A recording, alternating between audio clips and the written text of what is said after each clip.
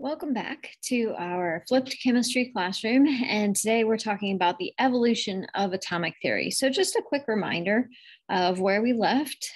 So last time we were talking about atomic theory, we were talking about Dalton's atomic theory. And we might remember that Dalton was an English teacher and physical chemist in the early 1800s, late 1700s, and he developed the atomic theory of matter that we call Dalton's atomic theory of matter, and which with some modifications we still use today as the modern atomic theory.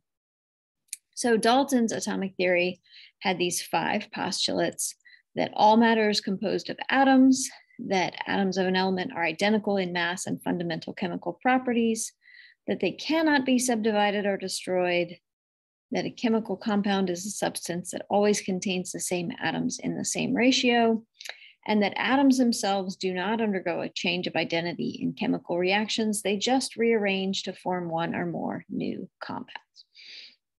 So this is where we had stopped, and I promised we would come back to atomic theory once we started to have a better understanding. And we've talked a little bit about some of the ways that this is not entirely right. We've talked about isotopes. We've talked about the fact that there are such things as nuclear reactions that can change the identity of the elements. And we have talked about the fact that the atom is made up of multiple smaller parts. So let's pick back up there. So how do we know? Is the atom indivisible? You guys already know that it's not. So how do we come to our modern understanding of the atom as being made up of these subatomic particles? And what evidence do we have for that? So let's begin with the first subatomic particle that was discovered, and that is the electron. So in 1897, so this is almost 100 years after the development of Dalton's atomic theory, a physicist named J.J. Thomson is studying cathode ray tubes. And cathode ray tubes were pretty common at that time, and they were trying to understand really what they were, what we were seeing, and how to use this to understand the atom. So the cathode ray tube has both a cathode in its name and an anode, okay? And and then all of that is enclosed in a glass tube with very, very, very low pressure, nearly a vacuum. And then a high voltage current is applied to the cathode and the anode. And when that happens, there's this beam that can actually be seen, and that's called the cathode ray. And so they wanted to know, what is this cathode ray? So J.J. Thomson puts a positive plate above the cathode ray and a negative plate below the cathode ray, and discovers that, as you can see in our drawing, that the beam deflects. It deflects away from the negative plate and towards the positive plate. And from this, J.J. Thomson makes the inference that whatever the cathode ray is made of, it is negatively charged. And that's why it's being pushed away from the negative plate and towards the positive plate. So the next step in Thomson's research is that he starts making the cathode out of lots of different materials and repeating this experiment. And he discovers that no matter what he makes the cathode out of, the ray behaves the same way.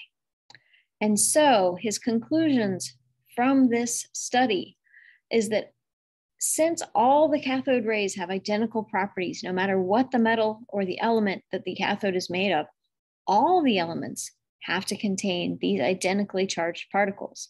And we know that these identically charged particles are negative because they deflect away from the negative plate and towards the positive plate. And we're going to call these electrons. Now, the next thing that Thomson states is that because atoms are neutral, there must be positively charged particles in the atom that balance out that negative charge so that our atom can be neutral. And then the final finding from Thomson's experiments is that electrons have very, very little mass. Even after the cathode ray had been running for hours, there was virtually no change in the mass of the cathode. So whatever the ray is made of, they have tiny, tiny masses. And so Thomson's conclusions tell us that all elements have electrons, negatively charged particles. that all elements must have something positive to balance that negative charge, and that the most of the mass of the element comes from something besides the electrons.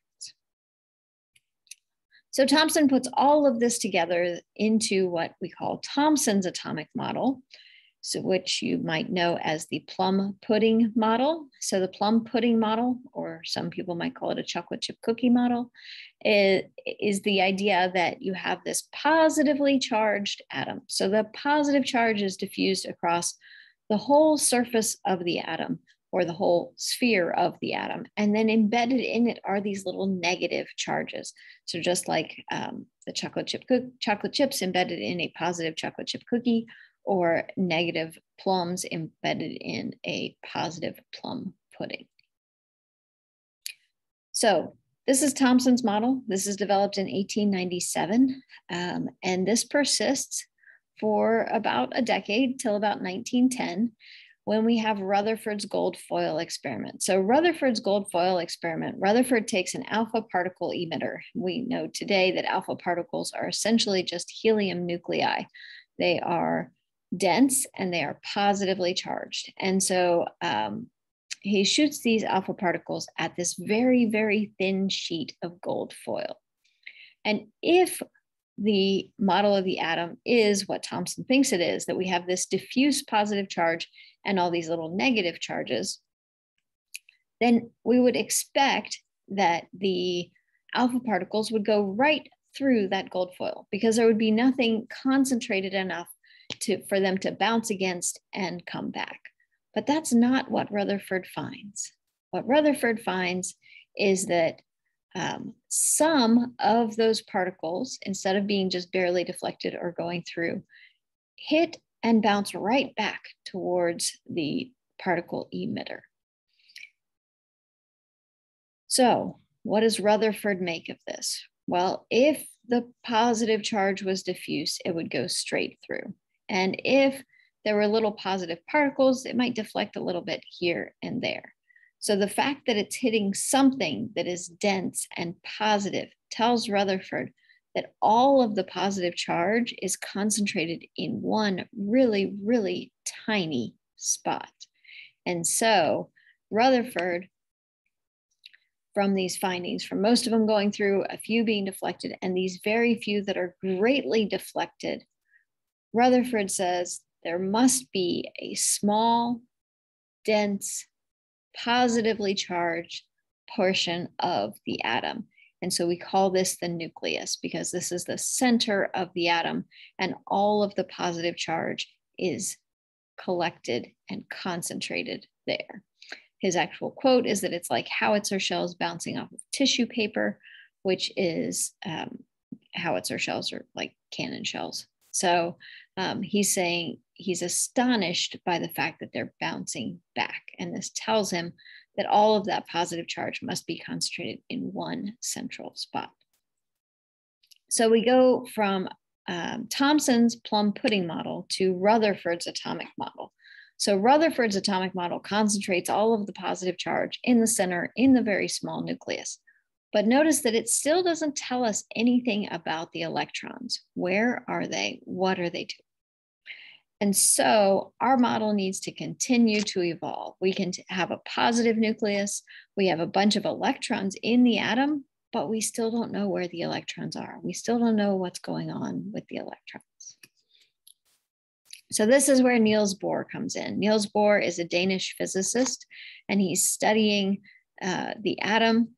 And he discovers, or he confirms, that when atoms are excited, when you heat them or when you apply an electrical current to them and then let them come back to their ground state, they're going to emit light. But they're not going to emit a whole rainbow of light. They only emit certain wavelengths. And those wavelengths are different for every element. And Bohr says, what can this tell us about the atom?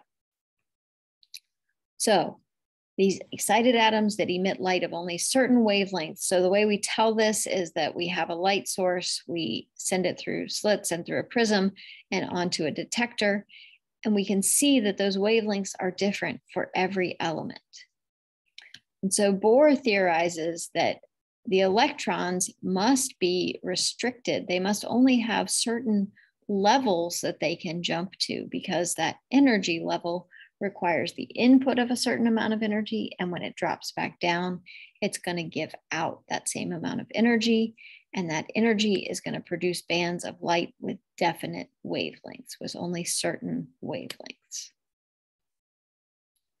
So Bohr says, okay, the energy that it emits is quantized. It can only emit certain sizes of energy, just like if we are talking about even something like a dumbbell, that there's a 5-pound dumbbell, a 10-pound dumbbell, a 15-pound dumbbell, but there's not a 5.5 and a 5 3/4 and a 6. Okay, so there's only certain quantities that are available. And he says, okay, this energy that it's emitting must be equal to the energy that's lost by the electron in the transition. And so that must mean that there's only certain discrete energy levels that the electron has to be restricted to. Rather than energy being a continuum, it can only be allowed to be at certain levels. And so that tells us that, according to Bohr, the Bohr model says that the electrons orbit the nucleus in fixed paths, and those fixed paths are a certain distance from the nucleus and therefore certain energy levels. So this is what the Bohr model looks like. We have discrete energy levels, energy level 1, 2, and 3, that are certain distances, and our electron is orbiting the nucleus in these orbitals. And when the electron moves from one energy level to another, it requires energy. And when it goes from a higher energy level to a lower energy level, it gives off energy. And so that's the Bohr model. So we have evolved from Dalton's atomic model that says that atoms are indivisible, through Thomson's model that discovers the existence of the electron, into Rutherford's model that discovers the existence of a positive nucleus, and now to Bohr's model that adds certain locations for the electron. And that's where we're going to leave it for now. And as always, if you have any questions, please let me know. I look forward to seeing you in class tomorrow.